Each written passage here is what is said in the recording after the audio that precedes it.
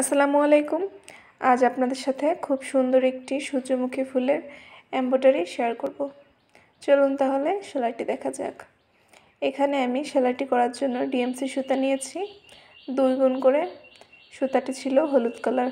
সূর্যমুখীর ফুলের রং সাধারণত হলুদ কালারই হয়, এজন্য আমি হলুদ কালারের সুতাটি নিয়েছিলাম।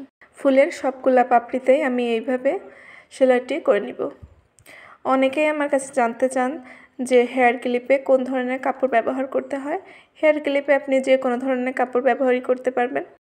এমব্রয়ডারি করার জন্য সাধারণত মোটা কাপড় ব্যবহার করলেই আপনার কাজটি বেশি সুন্দর হবে।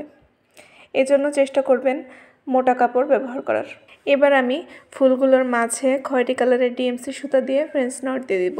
ফ্রেঞ্চ নট অনেক সহজ একটি সেলাই। ক্লিপের মাঝে যে কালো কাপড়টি দেখা যাচ্ছিল, আমি চেন স্টিচ দিয়ে জায়গাটুকু ভরাট করে দিব। এই সেলাইটিও করেছি আমি অলিভ কালারের ডিএমসি সুতা দিয়ে। আজকের ভিডিওটি আপনাদের কেমন লাগলো জানাতে ভুলবেন না। এটা হচ্ছে ফাইনাল লুক। আসসালামু আলাইকুম, আল্লাহ হাফেজ।